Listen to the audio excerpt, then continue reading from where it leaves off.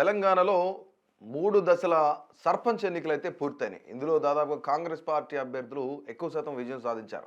అది గ్రామ పంచాయతీ అంటే ఇక్కడ గ్రామ సర్పంచ్‌గా గానీ, వార్డు మెంబర్‌లుగా గానీ హస్తం పార్టీదే హవా కొనసాగిందనుకోవచ్చు. అయితే ఈసీ అయితే కొన్ని కీలక ఆదేశాలు జారీ చేసింది. గెలిచిన అభ్యర్థులందరికీ ఒక్కసారిగా షాక్ ఇచ్చిందని చెప్పుకోవచ్చు.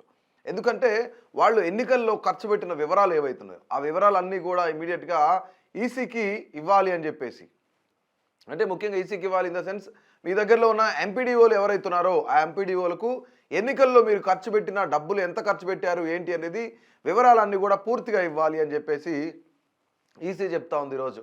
సో ముఖ్యంగా ఇక్కడ ఎన్నికల కమిషన్ ఎందుకు ఈ కీలకమైన ఆదేశాలు జారీ చేసిందంటే రాష్ట్ర వ్యాప్తంగా జరిగిన ఎన్నికల్లో చాలా పెద్ద మొత్తం డబ్బులు ఖర్చు పెట్టారు అనేది ఒక ప్రచారం జరుగుతుంది. అంటే కోట్ల రూపాయలు, వందల కోట్ల రూపాయల్లో ఖర్చు పెట్టారు అంటే రాష్ట్ర వ్యాప్తంగా అని చెప్పేసి ఈ యొక్క చర్చ అయితే జరుగుతున్నప్పుడు ఇక ముఖ్యంగా వీళ్ళంతా కూడా ఎంత ఖర్చు పెట్టారు ఏంటి అనేది ఈ వివరాలన్నీ కూడా దగ్గరలో ఉన్న ఎంపీడీఓలు ఎవరైతే ఉన్నారో ఆ గ్రామ సర్పంచ్ అభ్యర్థి కానీ లేదంటే వార్డు మెంబర్లు కానీ అంటే పూర్తిగా ఎంత ఖర్చు పెట్టారు ఏంటి అనేది చాలా క్లియర్ కట్గా ఎంపీడీఓలకు ఇవ్వాలి.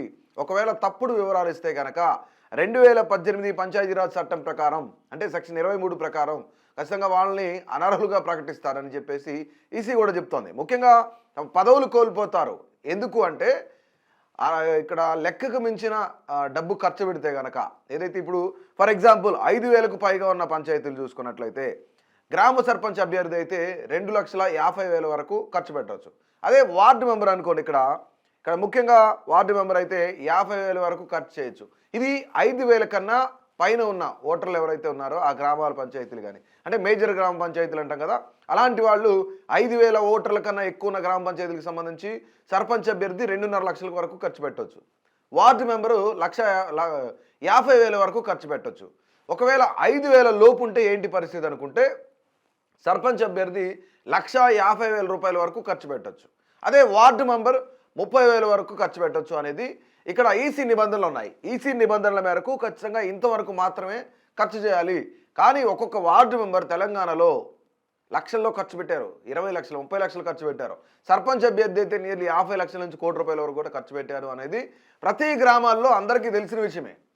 అయితే ఇక్కడ తప్పుడు వివరాలు ఇస్తే కనుక ఖచ్చితంగా జాగ్రత్తగా ఉండాలి, ఖచ్చితంగా జాగ్రత్త పాటించాల్సిందే అని చెప్పేసి ఈసీ చాలా కీలకమైన ఆదేశాలు ఇచ్చింది. తప్పుడు వివరాలను తెలిస్తే కనుక వాళ్ళ సర్పంచ్ పదవి కానీ వార్డు మెంబర్ కానీ రెండింటినీ కూడా డిస్క్వాలిఫై చేస్తారట. దీంతోపాటు 3 సంవత్సరాలు ఎన్నికల్లో పోటీ చేయడానికి అర్హులు కారు, వాళ్ళు అనర్హత వేటు వేస్తారు. ఏదైతే ఎమ్మెల్యేల అనర్హత పిటిషన్కి సంబంధించిన ఏదైతే కేసు నడుస్తుందో అట్లనే ఇది కూడా అనుకోవచ్చు. ఎందుకంటే అనర్హత అనేది ఖచ్చితంగా ఎమ్మెల్యేలకు 6 సంవత్సరాలు ఉంటుంది. 6 సంవత్సరాల్లో పోటీ చేయడానికి వీలు లేదు యాజ్ పర్ రూల్ ప్రకారం. ఇక్కడ కూడా 2018 పంచాయతీరాజ్ చట్టం ప్రకారం సెక్షన్ 23 ప్రకారం అయితే ఖచ్చితంగా వాళ్ళు అనర్హులుగా గుర్తించబడతారు, వాళ్ళ పదవి కూడా ఉండదు అనేది ఇప్పుడు ఈసీ కూడా చాలా కీలకంగా చెప్పింది. ఇక్కడ దగ్గరలోనే మీ ఎంపీడీఓ ఎవరైతే ఉన్నారో ఆ ఎంపీడీఓకి పూర్తి వివరాలు ఇవ్వాలి. అయితే 3 విడతల ఎన్నికలు జరిగినాయి కదా, 11, 14, 17 ఈ 3 విడతల ఎన్నికలు జరిగినాయి కదా, వాళ్ళందరికీ కూడా 45 రోజుల గడువు ఇచ్చారు. ప్రతి ఒక్కరికి 45 రోజులు గడువు ఇచ్చారు. 45 రోజుల్లోగా ఖచ్చితంగా ఈ యొక్క వివరాలు అయితే పూర్తిగా ఇవ్వాలి. అంటే మొదటి విడత పోటీ చేసిన వాళ్ళు జనవరి 26, 2026లోగా ఈ యొక్క సబ్మిట్ చేయాలన్నమాట వివరాలు. ఇక రెండో విడతలో చూసుకున్నట్లయితే జనవరి 27, 2026లోగా ఇవ్వాలి. ఇక మూడో విడత జనవరి 30, 2026 అంటే జనవరి 2026లో 26, 27, 30 తేదీలు వీళ్ళకి ఖరారు చేశారు. మొదటి విడత, రెండో విడత, మూడో విడత. సో వీళ్ళంతా కూడా ఖచ్చితంగా వివరాలు అనేది ఇవ్వాలి. ఇవ్వకపోతే కనుక ఊరికినేది లేదు. ఒకవేళ ఇక్కడ మరొక అంశం ఏంటంటే వివరాలు ఇవ్వకపోయినా తప్పుడు వివరాలు ఇచ్చినా ఈ చట్టం వర్తిస్తుంది. వాళ్ళ పదవులు ఉండవు, అనర్హత బయటపడే అవకాశం కూడా ఉంది. ఇది 2018 పంచాయతీరాజ్ చట్టం సెక్షన్ 23 ప్రకారం ఇది జరుగుతుందన్నమాట. రైట్. మొత్తంగా ఇక్కడ మేజర్ గ్రామ పంచాయతీలు, మైనర్ గ్రామ పంచాయతీల్లో పోటీ చేసిన వాళ్ళు ఎవరెవరైతే ఉన్నారో వాళ్ళంతా కూడా మీరు ఎంత ఖర్చు పెట్టారు రూపాయితో సహా ఖచ్చితంగా ఈసీకి సబ్మిట్ చేయాలి, ఎంపీడీఓకి సబ్మిట్ చేయాలి.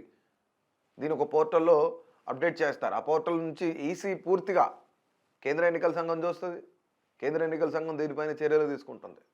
రైట్. కాకపోతే ఇక్కడ విలేజెస్లో ఏంటంటే దాదాపుగా ఎంత ఖర్చు పెట్టారు ఏంటి అనేది ప్రతి ఒక్కరికి తెలుసు అనమాట. 50 లక్షలు, 90 లక్షలు, కోటి రూపాయలు పైన ఖర్చు పెట్టిన వాళ్ళు ఉన్నారు. ఇక్కడ ఏకగ్రీవం మళ్ళీ ఏకగ్రీవాల సీట్లు కోటి రూపాయలు ఇచ్చి 50 లక్షలు ఇచ్చి తీసుకున్న వాళ్ళు ఉన్నారు. బట్ వీళ్ళ పరిస్థితి ఏంటి? వీళ్ళనే ఇప్పుడు అఫీషియల్గానే నేను 10 లక్షలు ఇస్తా, 20 లక్షలు ఇస్తా గెలిస్తే ఏకగ్రీవం అయితే అని చెప్పేసి అఫీషియల్గా అనౌన్స్ చేస్తున్నారు కదా. మరి వాళ్ళ పరిస్థితి ఏంటి? వాళ్ళ మీద కేంద్ర ఎన్నికల సంఘం లేదా రాష్ట్ర ఎన్నికల సంఘం ఎలాంటి చర్యలు తీసుకుంటుంది అనేది కూడా చూడాలి. అయితే ముఖ్యంగా మీ ఏరియాలో ఎవరెవరు ఎంత ఖర్చు పెట్టారనేది మీ అందరికీ తెలిసే ఉంటుంది కదా ఖచ్చితంగా. సో ఇక్కడ 5,000 లోపు ఉన్న 5,000 ఓట్ల లోపు ఉన్న గ్రామ పంచాయతీలు అయితే సర్పంచ్ అభ్యర్థి 1,50,000 వరకు, వార్డు మెంబరు 30,000 వరకు ఖర్చు చేయొచ్చు. అదే 5,000 ఓటర్ల పైగా ఉన్న మేజర్ గ్రామ పంచాయతీలు చూసుకుంటే 2.5 లక్షల వరకు సర్పంచ్ అభ్యర్థి ఖర్చు పెట్టవచ్చు, 50,000 వరకు వార్డు మెంబర్ ఖర్చు పెట్టవచ్చు. సో ఇది వివరాలు ఇచ్చింది ఈసీ. రైట్, మొత్తానికి కూడా దీని అన్నింటినీ మానిటరింగ్ చేసి వీళ్ళందరూ వివరాలు తీసుకునేది మాత్రం ఎంపీడీఓ దగ్గర నుంచి ఈసీకి వెళ్తుంది.